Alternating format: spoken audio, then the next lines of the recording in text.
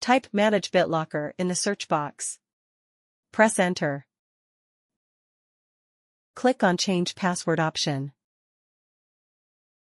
Enter your password. Click on Change Password.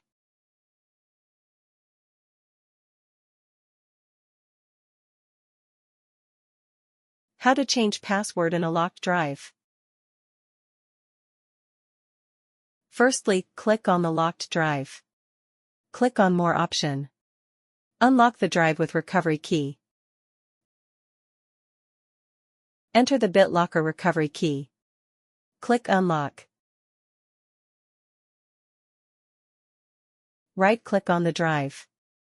Select Manage BitLocker.